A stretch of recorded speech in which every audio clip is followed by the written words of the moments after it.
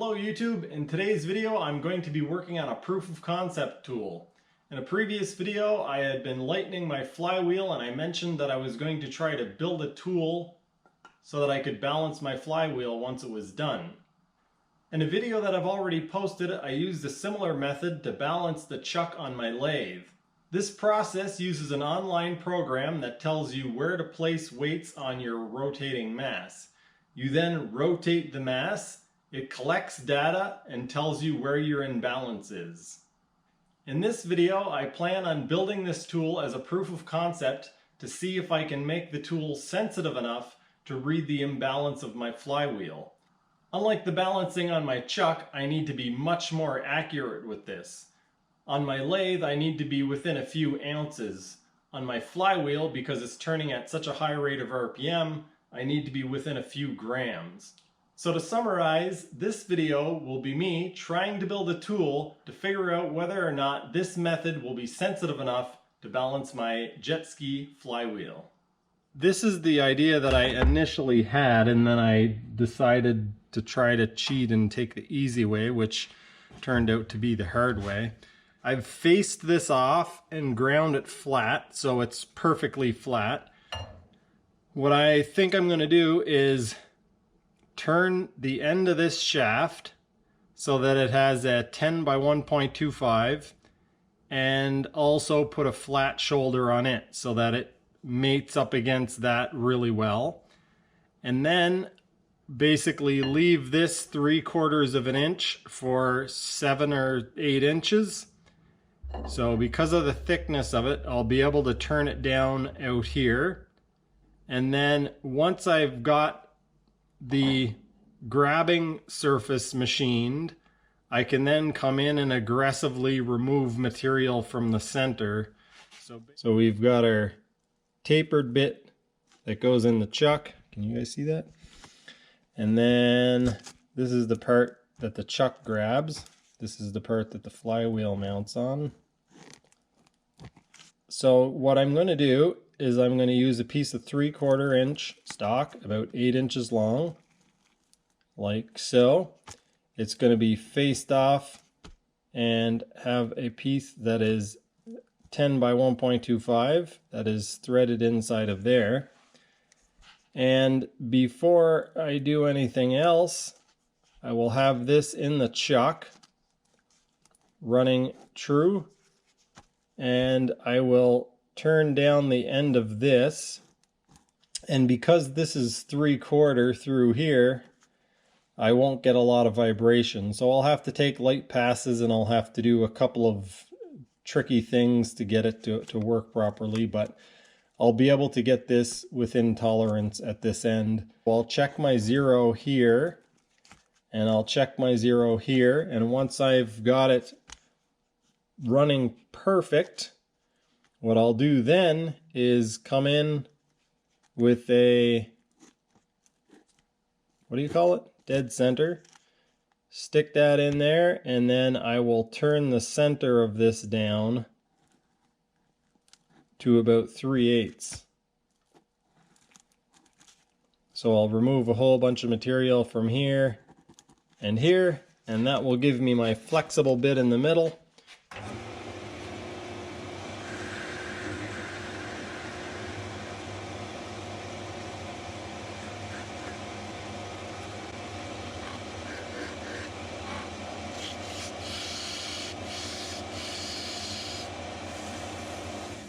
We got that cleaned up.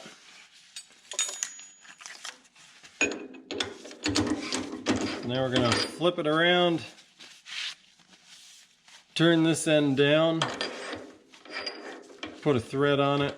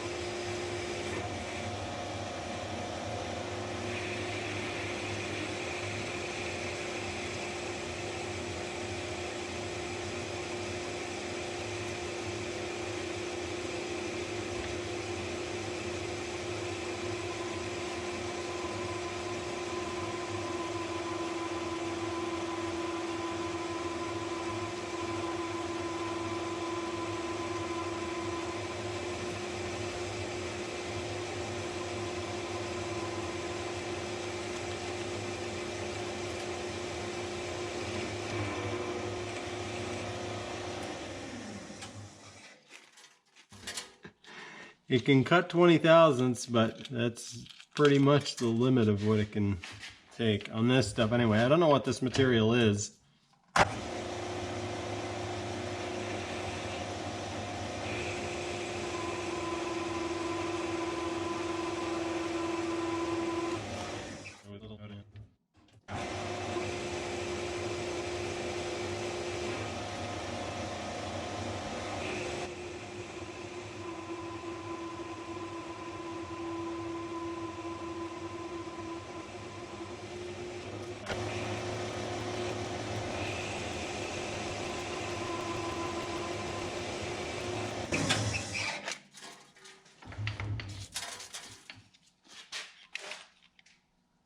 So I'm going to turn the threaded area down to 0.386.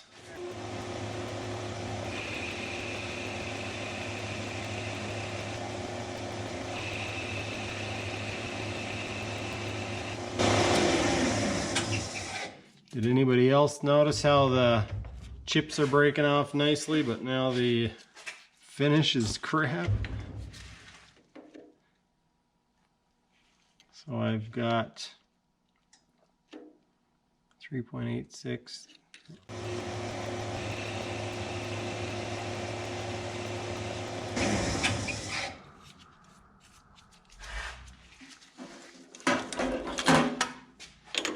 Before I go any further, I'm going to move this as far as I can in to reduce vibration as much as possible, because this lathe isn't very stiff.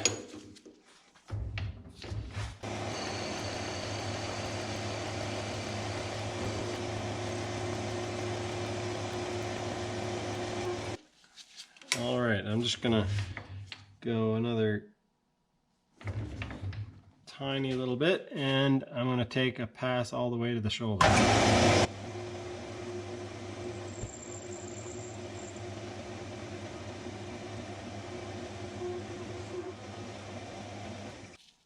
Fairly decent finish, I guess. Now we're gonna do this part, which we'll do in millimeters.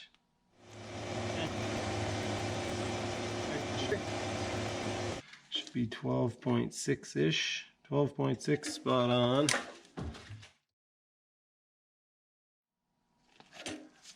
Right on, depending on how you hold your tongue.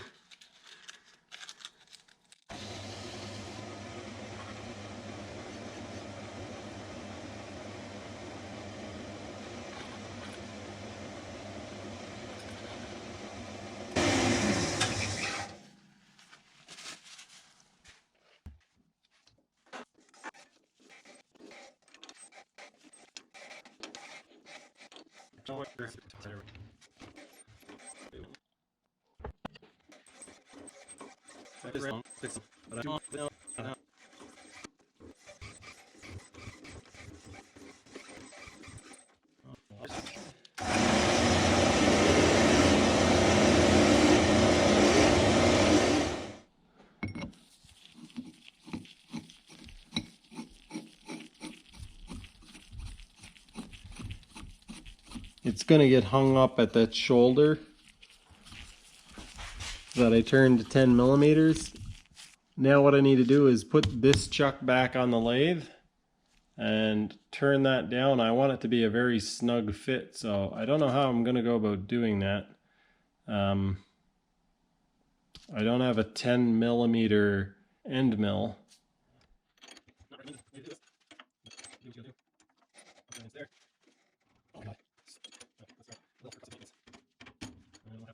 Oh, it came, yay! Alrighty. I can spin this off now.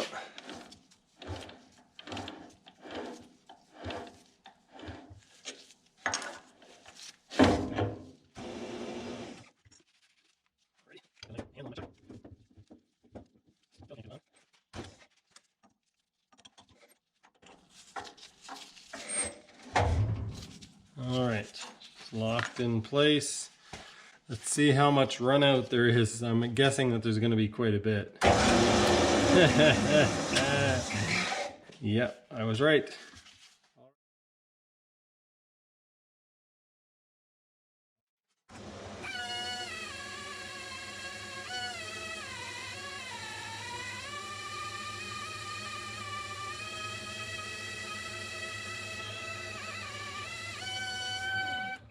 Yeah, that's really close. Put some lube on. Ooh, that's a bit much maybe. I might have a problem with airlock as well because it's gonna seal up. Shouldn't be too big of a deal.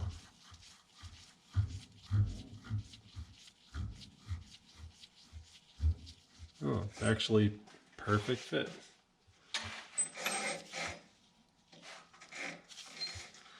And now it should hypothetically run more true now that it's tightened up because these two shoulders were machined precisely. But I won't be surprised if it's still way out. Oh wow, look at that. I don't know if the camera's picking that up, but last time it looked like this. And now it looks like this. Just for a laugh, I will throw the dial indicator on here.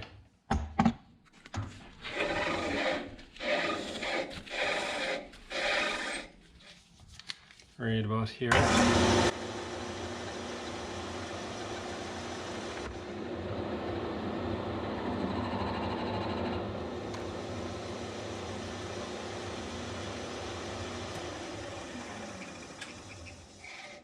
It is going to chatter, so this is going to be quite the process.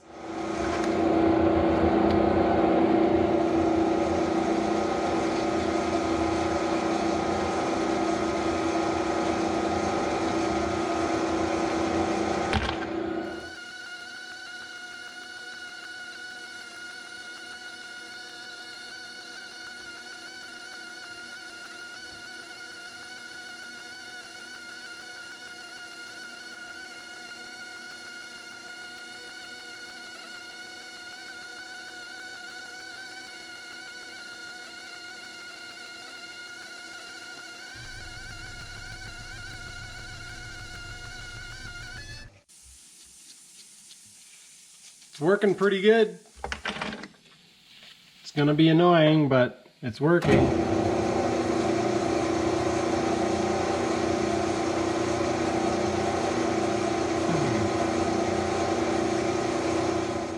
Okay, so it is a painfully slow process, but after a few passes, it is down to about 1,000th.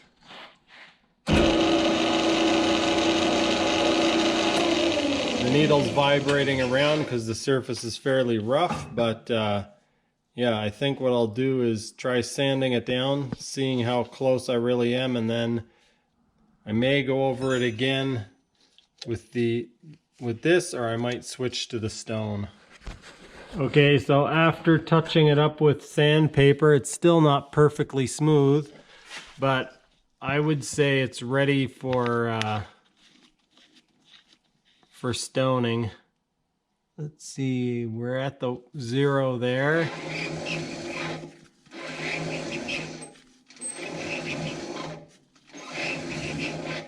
As you can see, I'm only out by maybe half a thou.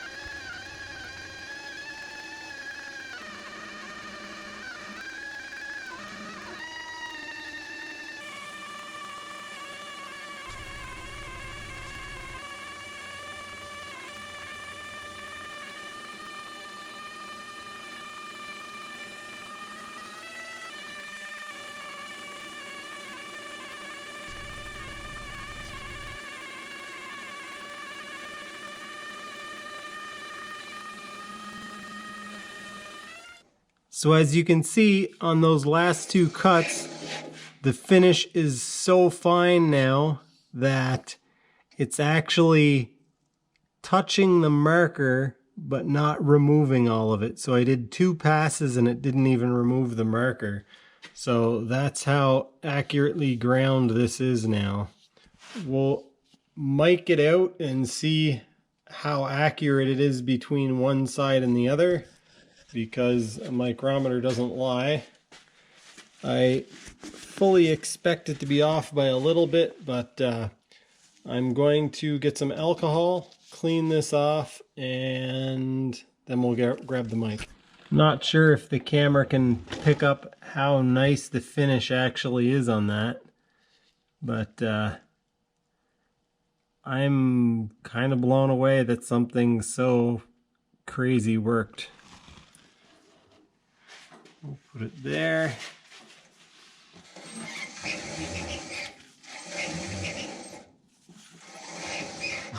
The friction from the needle is making it move, but put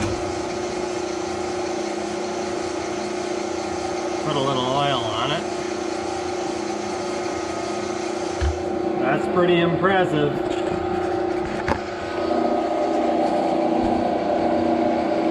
We've got an 8-inch shaft, and at the end of the 8-inch shaft, that's what we have for run out. I would say that's pretty impressive.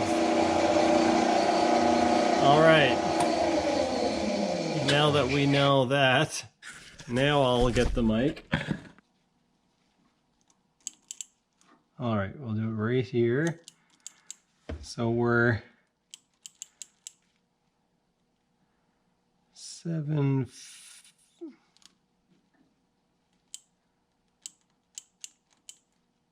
I'm not very good at reading these things, so we're lined up with the 15 there. So now we'll come down here. Oops.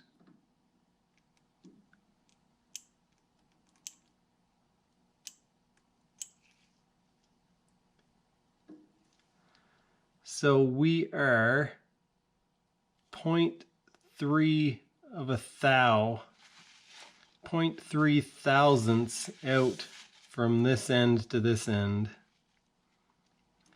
Not even, because this one's a little under. We're lined up at the 1 here.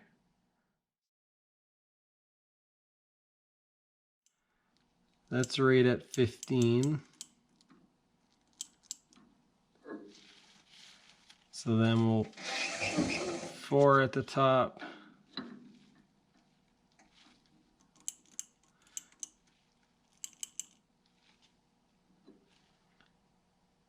A hair, what is it, 0.1 thou. So 0.1 thou out of round. Very, very, very impressive. That's going to do it for this video. I don't want it to be too long. As you guys can see, those are pretty impressive results. It still doesn't answer the question as to whether or not this tool will work, but it does get us a lot closer, and it makes it so that we can be a lot more accurate with our measurements. Thanks for watching, and I'll see you next time.